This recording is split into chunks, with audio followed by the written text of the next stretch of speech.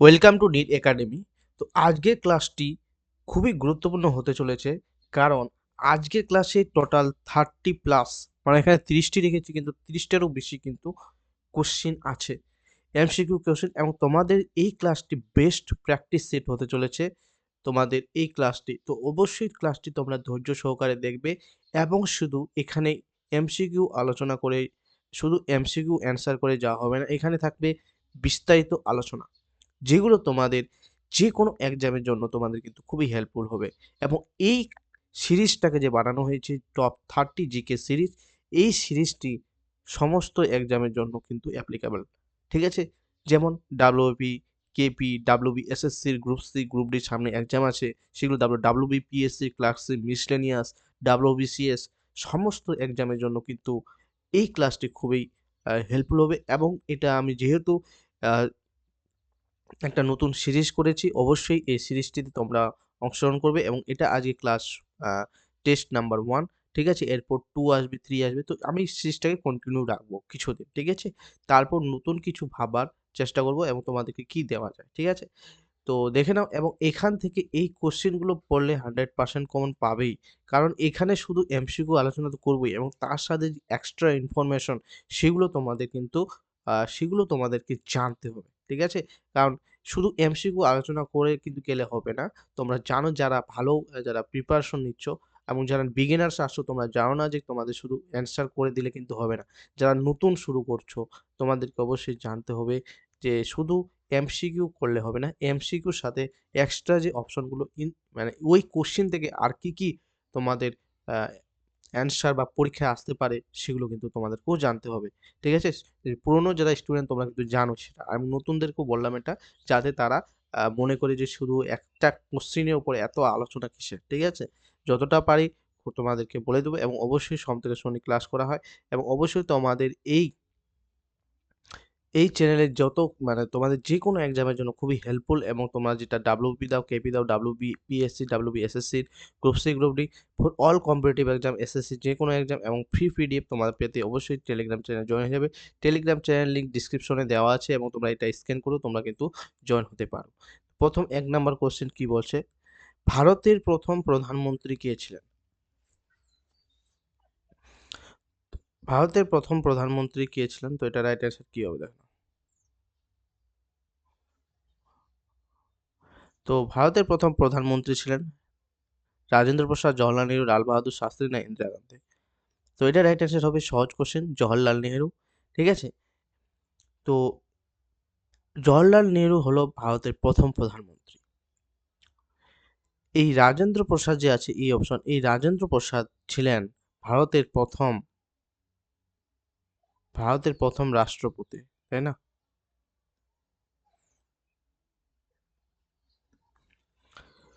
ইন্দিরা গান্ধী ছিলেন ভারতের প্রথম মহিলা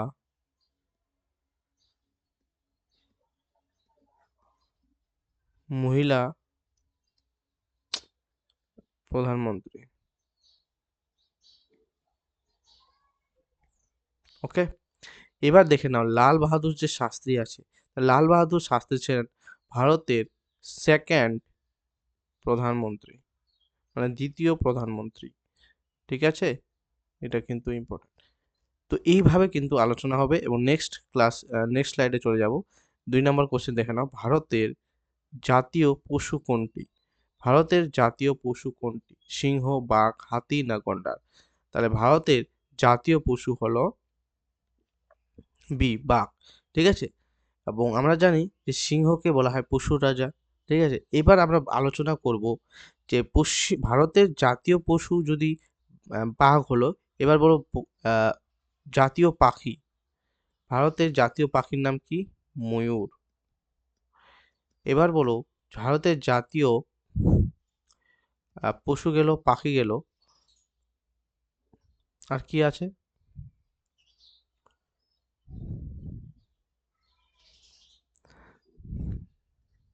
জাতীয় ফুল। জাতীয় ফুলের নাম কি? জাতীয় ফুলের নাম হলো পদ্ম। এবার আমরা পশ্চিমবঙ্গে চলে আসব। পশ্চিমবঙ্গের কি কি জাতীয় ফুল আছে? ঠিক আছে? এবং ফল তো তোমরা জানো, ফল এটা ছাড়া পড়ছে আম। এবার বলো যে পশ্চিমবঙ্গের জাতীয় পশুর নাম কি? যদি বলে জাতীয় পশু পশ্চিমবঙ্গের, তাহলে কি হবে? জাতীয় পশু হবে মেছো বেড়াল। যারা বিগিনার্স আছো তাদের জন্য কিন্তু খুব হেল্পফুল, এবং যারা তোমরা পুরনো আছো তাদেরও হেল্পফুল, কারণ তোমাদের রিভিশন হয়ে যাচ্ছে, এগুলো জানা থাকলেও তোমরা দেখে নাও। ঠিক আছে, পশু। এবার জাতীয় পাখি কি? জাতীয় পাখি হলো সাদা বুক মাছরাঙা। পশু গেল, পাখি গেল, এবার ফুল কি? ফুলের নাম হলো শিউলি বা নাইট কুইন, ইংরেজিতে বলে নাইট কুইন, অথবা জাসমিন বলে, সাদা রঙের জাসমিনও বলে। ঠিক আছে, এটাও কিন্তু বলে। এবার গেল পশু পাখি ফুল। এবার যদি বলে গাছ, জাতীয় গাছ কি বা বৃক্ষ কি, সেটা হলো ছাতিম। ঠিক আছে, নেক্সট স্লাইডে চলে যাব। দেখে নাও এটা কত নম্বর কোশ্চেন হবে। এটা 3 নাম্বার কোশ্চেন হবে। দেখো নাও, সংবিধান দিবস কবে পালিত হয়? সংবিধান দিবস পালিত হয় 26শে জানুয়ারি, 15ই আগস্ট, 26শে নভেম্বর, না 2 অক্টোবর। সংবিধান দিবস কেন পালন করা হয়? তো সংবিধান দিবস 1949 সালে 26শে নভেম্বর,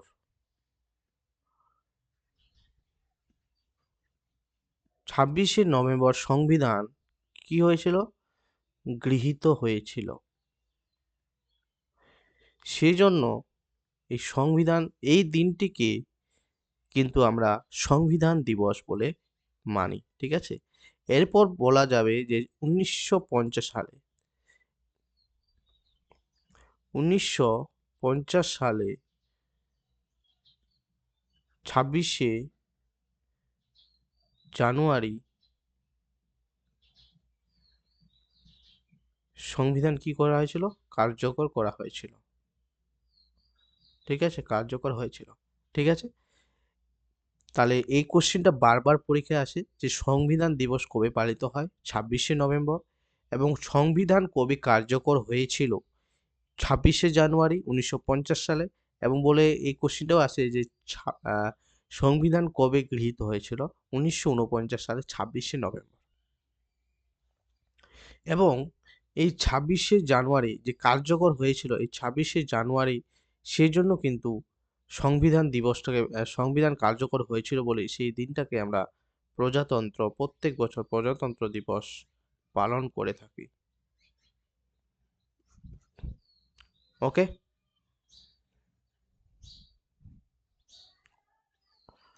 পৃথিবীর পৃথিবীর বৃহত্তম মহাদেশ কি? পৃথিবীর বৃহত্তম মহাদেশ কোনটি? আফ্রিকা, ইউরোপ, এশিয়া, না অস্ট্রেলিয়া? তাহলে পৃথিবীর বৃহত্তম মহাদেশ হলো এশিয়া। ঠিক আছে, তো আমরা কোন মহাদেশে বাস করি? আমরা এশিয়া মহাদেশে বাস করি, এবং আমাদের এশিয়া মহাদেশে হলো পৃথিবীর বৃহত্তম মহাদেশ। যদি বলে সেকেন্ড বৃহত্তম মহাদেশ কোনটি, তাহলে হবে আফ্রিকা। সেকেন্ড বৃহত্তম মহাদেশ কি? আফ্রিকা। ঠিক আছে, নেক্সট স্লাইডে চলে যাব। এবং এখান থেকে একটা এক্সট্রা ইনফরমেশন মনে রাখো যে এশিয়া, না এইভাবে না, আমি বলছি ভারত তথা এশিয়ার প্রথম নোবেল পুরস্কার পান কে?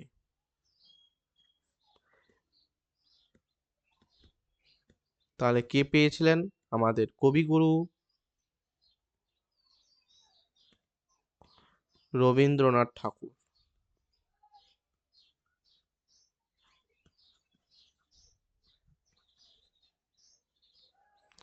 কত সালে? 1913 সালে।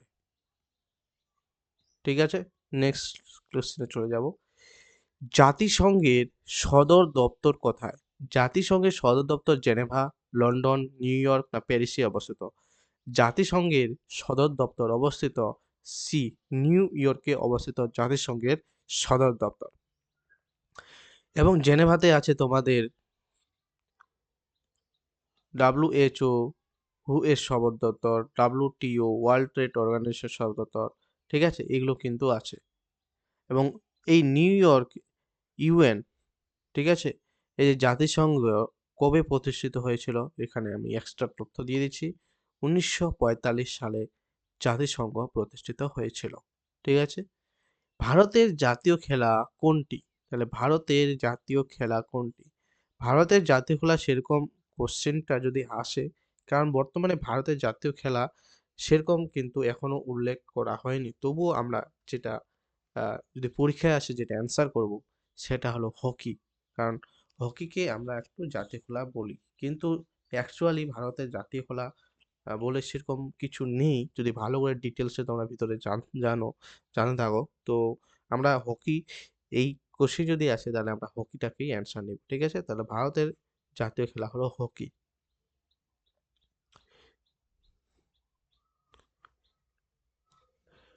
ভারতের বৃহত্তম রাজ্য, ভারতের বৃহত্তম রাজ্য আয়তনের দিক থেকে কোনটি? Very important question. তো এটা রাইট অ্যান্সার কি হবে? মহারাষ্ট্র, মধ্যপ্রদেশ, উত্তরপ্রদেশ না রাজস্থান? ভারতের বৃহত্তম রাজ্য হলো অপশন ডি, রাজস্থান। তাহলে ভারতের বৃহত্তম রাজ্য হলো অন্ধ্রপ্রদেশ। এবার যদি বলে সেকেন্ড বৃহত্তম রাজ্য, সেকেন্ড হবে আয়তনের দিক থেকে মধ্যপ্রদেশ, তারপর হবে থার্ড হবে মহারাষ্ট্র, আর ফোর্থ হবে উত্তরপ্রদেশ, ঠিক আছে। এবার তোমাদের বলবো হোমওয়ার্ক যে পশ্চিমবঙ্গের, পশ্চিমবঙ্গ আয়তনের দিক থেকে কততম রাজ্য? ঠিক আছে, আয়তনের দিক থেকে কততম রাজ্য, এটা কমেন্ট করবে। নেক্সট স্লাইডে চলে যাব। ভারতের প্রথম মহিলা প্রধানমন্ত্রীর নাম কি? ভারতের প্রথম মহিলা প্রধানমন্ত্রীর নাম প্রতিভা পাটেল, সরোজিনী নাইডু, ইন্দিরা গান্ধী না মমতা বন্দ্যোপাধ্যায়? তাহলে এখানে বলছে ভারতের প্রথম মহিলা প্রধানমন্ত্রী, এখানে প্রধানমন্ত্রীর জায়গায় রাষ্ট্রপতিও থাকতে পারে, রাজ্যপালও থাকতে পারে। তো আমরা সেগুলো অ্যান্সার আমরা জেনে নেব, ঠিক আছে। তো এই অ্যান্সারটা রাইট অ্যান্সার হবে ইন্দিরা গান্ধী। এবং বাকি যে অপশনগুলো আছে সেগুলো কিসের জন্য বিখ্যাত সেগুলো আমরা জেনে নেব নামগুলো। যেমন প্রতিভা পাটিল, প্রতিভা পাটিল কি ভারতের প্রথম রাষ্ট্রপতি, ঠিক আছে। এবার সরোজিনী নাইডু কে ছিলেন? সরোজিনী নাইডু ছিলেন ভারতের প্রথম মহিলা, ঠিক আছে, এখানে প্রথম মহিলা লিখতে হতো, তো মনে রাখবো মেয়েদের নাম মানে মহিলা বুঝে নেবে, ঠিক আছে। তো ভারতের প্রথম মহিলা রাজ্যপাল, এবং সেটা কোন রাজ্যে? সেটা কিন্তু উত্তরপ্রদেশ রাজ্যে। ইন্দিরা গান্ধী তো বললাম। এবার মমতা বন্দ্যোপাধ্যায় হলো পশ্চিমবঙ্গের, পশ্চিমবঙ্গের প্রথম মহিলা মুখ্যমন্ত্রী, ঠিক আছে। এটা তো সবাই জানি, আর কি লিখবো, তবুও লিখে দিচ্ছি, দেখে নাও। এবার একটা ছাড়া পড়ছে, সেটা হলো ভারতের প্রথম, যদি বলে ভারতের প্রথম মহিলা মুখ্যমন্ত্রীর নাম কি, তাহলে অ্যান্সার কি হবে? সুচিতা কৃপালিনী। এবং কোথাকার, কোন রাজ্য থেকে এটা ইয়ে করেছিল? এটাও হলো উত্তরপ্রদেশ রাজ্য থেকে, ঠিক আছে। It's clear, I think it's crystal clear. Next question, জাতীয় বিজ্ঞান দিবস কবে? বা national science day, national science day কবে পালন করা হয়? 28শে ফেব্রুয়ারি, 5ই জুন, 15ই আগস্ট না 26শে জানুয়ারি? তো এটা রাইট অ্যান্সার হবে 28শে ফেব্রুয়ারি, ঠিক আছে। 5ই জুন কি হয়? 5ই জুন বিশ্ব পরিবেশ দিবস।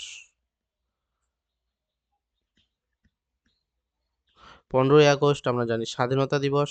26শে জানুয়ারি আমরা কিছুদিন আগেই পালন করলাম প্রজাতন্ত্র দিবস, এবং এটা কততম প্রজাতন্ত্র দিবস? ৭৭তম প্রজাতন্ত্র দিবস। ওকে।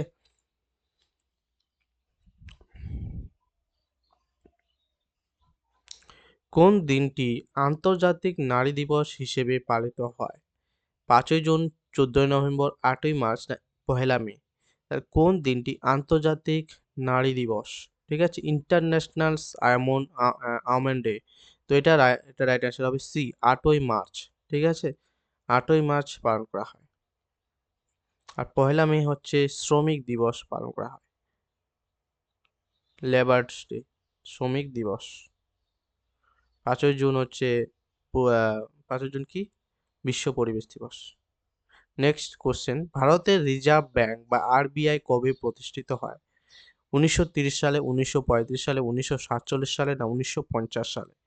তাহলে ভেরি ভেরি ইম্পর্টেন্ট কোশ্চেন, এটা বারবার পরীক্ষা আসে, ব্যাংক থেকে যেগুলো কোশ্চেন আসে সেটা আরবিআই থেকে আসে, এসবিআই থেকে আসে। ঠিক আছে, তো ভারতের রিজার্ভ ব্যাংক কবে প্রতিষ্ঠিত হয়েছিল? এটা প্রতিষ্ঠিত হয়েছিল ১৯৩৫ সালে। ওকে, তো রিজার্ভ ব্যাংক অফ ইন্ডিয়ার, ঠিক আছে, বর্তমান চেয়ারম্যান কে আছে?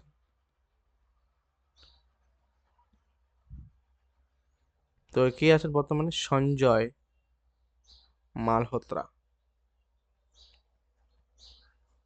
বলো তো ইসরোর ইসরোর চেয়ারম্যান কে আছেন? তাহলে কি হবে? ভি নারায়ণ। ঠিক আছে, কারণ বিভিন্ন সংস্থার যে চেয়ারম্যানগুলো আছে, ঠিক আছে, সেগুলো কিন্তু পড়তে হবে। চেয়ারম্যান তো না, আরবিআই এর গভর্নর হবে, আমি ভুল করে চেয়ারম্যান বলে দিচ্ছি, সরি, গভর্নর। ওকে, ভারতের প্রথম উপগ্রহের নাম কি? ভারতের প্রথম উপগ্রহের নাম আর্যভট্ট, ভাস্কর, রোহিণী, ইনসাট। ভারতের প্রথম উপগ্রহের নাম কি? আর্যভট্ট, ভাস্কর, রোহিণী না ইনসাট? তো এটা রাইট অ্যান্সার হবে এ, আর্যভট্ট। ভারতের প্রথম উপগ্রহের নাম হলো আর্যভট্ট, এবং এটা উম, কত সালে প্রেরণ করা হয়েছিল বলো তো? এটা 1975, তাই না? ১৯৭৫ সালে কিন্তু প্রথম ভারতের উপগ্রহ, কৃত্রিম উপগ্রহ আর্যভট্ট প্রেরণ করা হয়েছিল মহাকাশে। ভারতের তাহলে এই যে আমাদের ইসরো কত সালে প্রতিষ্ঠিত হয়েছিল? Indian space and research organisation কত সালে প্রতিষ্ঠিত হয়েছিল? 1969, ১৯৬৯ সালে। ঠিক আছে, নেক্সট, ভারতীয় সংসদ কয়টি কক্ষ আছে? Very very important question. ভারতের সংসদে কিন্তু একটি, দুটি, তিনটি না চারটি? তো এটা রাইট অ্যান্সার হবে দুটি। কি কি? রাজ্যসভা, রাজ্যসভা ও লোকসভা। তো প্রত্যেকটা কোশ্চেন আমি যতটা পারি তোমাদেরকে আমি এক্সপ্লেনেশন গুলো বলে দিচ্ছি। ঠিক আছে, ভারতের প্রথম গভর্নর জেনারেল কে ছিলেন? ভারতের প্রথম গভর্নর জেনারেল কে ছিলেন? Warren Hastings, Lord Cornwallis, Lord Canning, Lord Mountbatten. তো এটা রাইট অ্যান্সার হবে A, Warren Hastings is the right answer. যদি বলি ভারতের প্রথম ভাইসরয়, তাহলে হবে লর্ড ক্যানিং।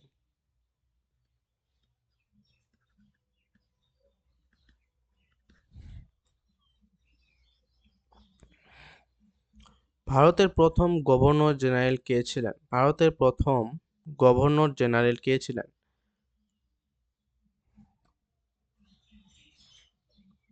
এটা রাইট অ্যান্সার হবে ওয়ারেন হেস্টিংস। রিপিট কোশ্চেন চলে আসছে না, রিপিট। ভারতের সংবিধানের খসড়া কমিটির চেয়ারম্যান কে ছিলেন? ভারতের সংবিধানের খসড়া কমিটি বা ইংরেজিতে ড্রাফটিং কমিটি।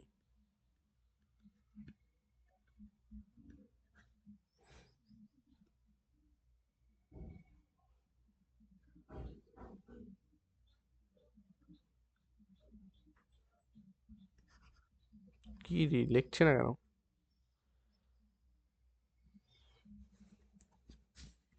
দাঁড়াও একটু, একটু লিখছে না কলমটা, ডিস্টার্ব মারছে, ওয়েট।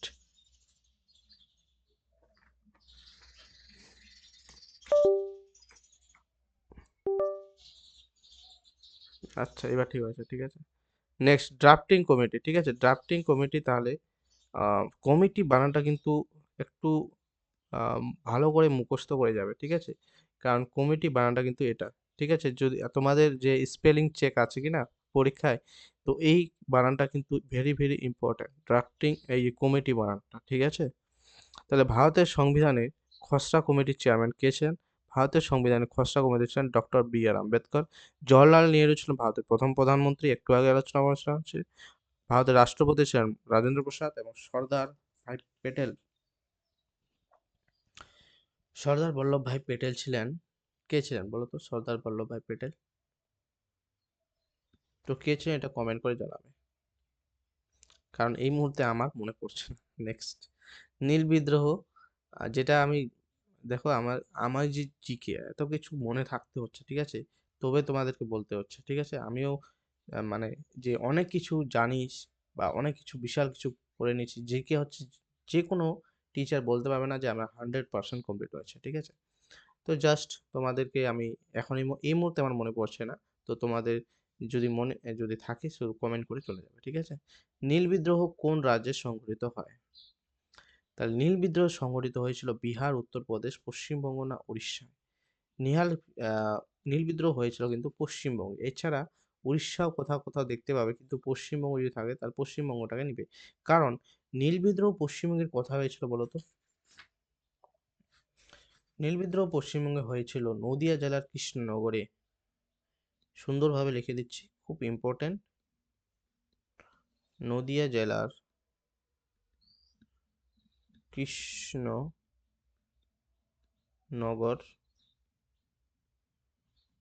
চৌগাছা গ্রামে, খুব ইম্পর্ট্যান্ট। নেক্সট, দিগ্বিজয়ী অভিযান কার সঙ্গে সম্পর্কিত? দিগ্বিজয়ী অভিযান কার সাথে সম্পর্কিত? সমুদ্রগুপ্ত, অশোক, হর্ষবর্ধন আর চন্দ্রগুপ্ত মৌর্য? তো এটা রাইট অ্যান্সার হবে সমুদ্রগুপ্তের সাথে দিগ্বিজয়ী অভিযান সম্পর্কে সম্পর্কিত।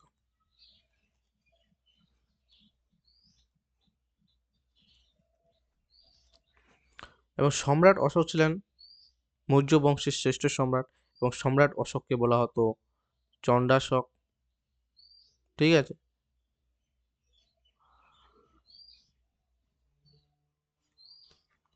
চন্দ্রগুপ্ত মৌর্য ছিলেন, কে ছিলেন? মৌর্য বংশের প্রতিষ্ঠাতা ছিলেন চন্দ্রগুপ্ত মৌর্য।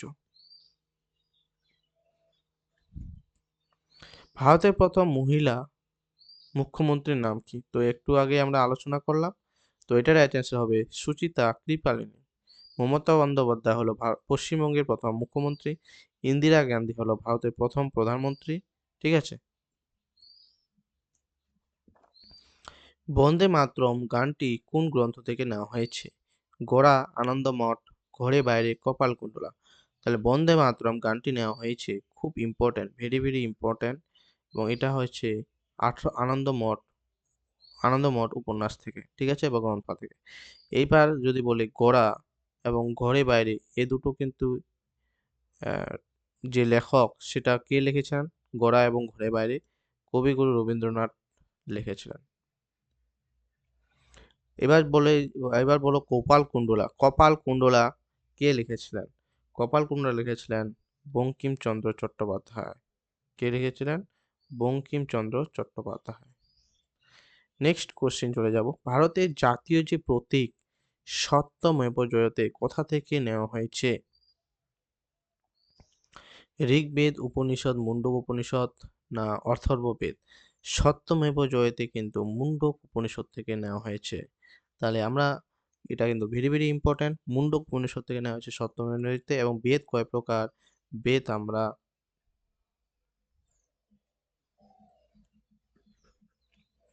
বেদ কি ভাই একসাথে, বেদ 4 প্রকার, ঠিক আছে? তোমরা জানো ঋগ্বেদ,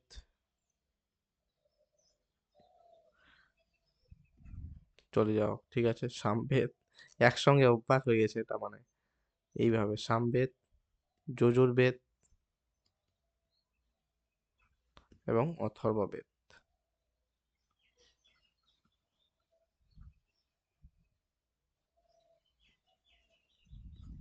ঠিক আছে।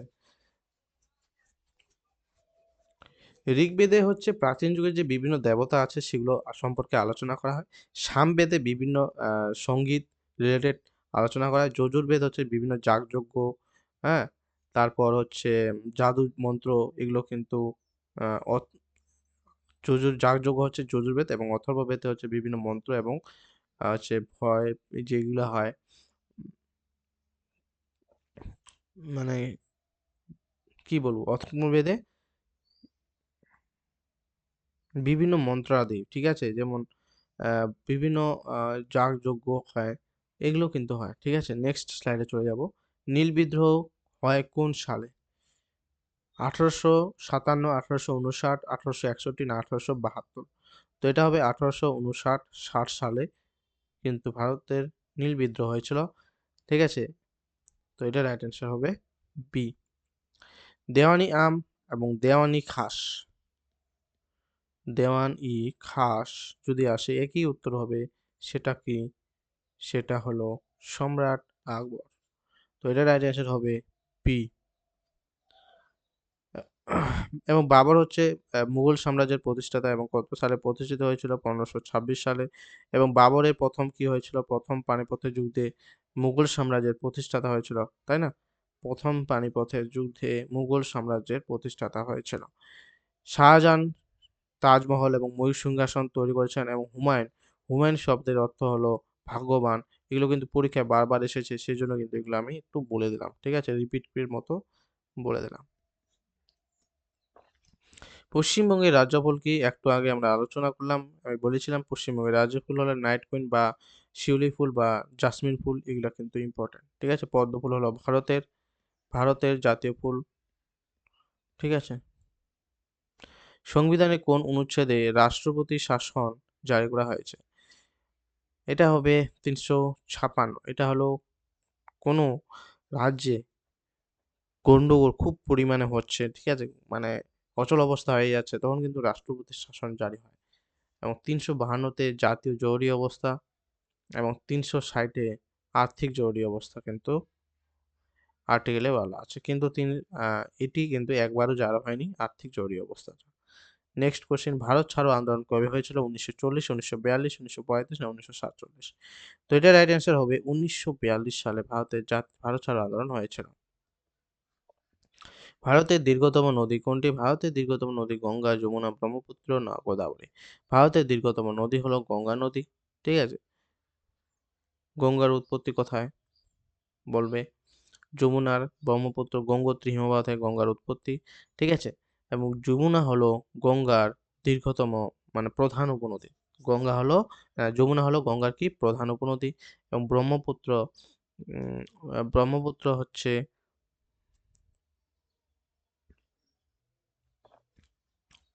কি বলবো? ব্রহ্মপুত্রের বিভিন্ন উপনদীর নামগুলো বলবে। ঠিক আছে? কারণ গোদাবরীটাও গোদাবরীটাও ইম্পোর্টেন্ট। বিভিন্ন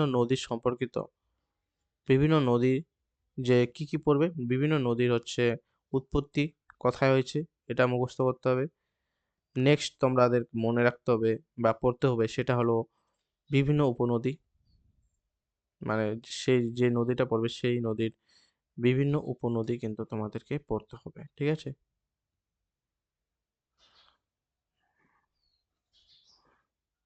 এবং কোথায় গিয়ে মিশেছে কোন সাগরে, সেটাও কিন্তু পড়বে। মোহনা।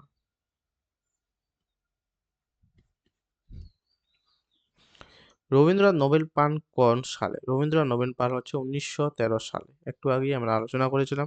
এবং রবীন্দ্রনাথ এশিয়া এশিয়া মহাদেশ থেকেও কিন্তু প্রথম নোবেল পুরস্কার পান। ভারতে তো প্রথম পাননি। এবং অর্থনীতিতে প্রথম নোবেল পুরস্কার পান কে? অর্থনীতিতে নোবেল পুরস্কার পান অমর্ত্য সেন, এবং সেটা কত সালে? ১৯৯৮ সালে। ভারতের প্রথম ভাইসরয় কে? ভারতের প্রথম ভাইসরয় একটু আগে আমরা আলোচনা করলাম, Lord Canning is the right answer. ৭৩তম সংশোধনী সম্পর্কিত কিসের সাথে? পঞ্চায়েত। ঠিক আছে? গ্রাম পঞ্চায়েতের সাথে সম্পর্কিত, এবং প্রথম গ্রাম পঞ্চায়েত, যে পঞ্চায়েতি রাজ চালু হয়েছিল রাজস্থান রাজ্যে। ঠিক আছে, ভেরি ভেরি ইম্পর্টেন্ট। ভারতের প্রথম সাধারণ নির্বাচন কবে হয়? এটা লাস্ট কোশ্চেন। এটা কত সালে হয়েছিল? 1951 থেকে 52 সালে কিন্তু ভারতের প্রথম সাধারণ নির্বাচন হয়েছিল। তো রাইট অ্যান্সার হবে সি। তো কেমন তোমাদের ক্লাসটি লাগলো অবশ্যই তোমরা কমেন্ট করবে এবং ক্লাসটিকে অবশ্যই লাইক করবে, কমেন্ট করবে, শেয়ার করবে বন্ধুদের সাথে এবং চ্যানেলের নতুন হলে অবশ্যই এরকম ক্লাস পেতে অবশ্যই চ্যানেলকে সাবস্ক্রাইব করবে। তো আজকের মতো এটুকুই, পরের ক্লাসে আবার দেখা হবে তোমাদের সাথে। জয় হিন্দ, বন্দে মাতরম।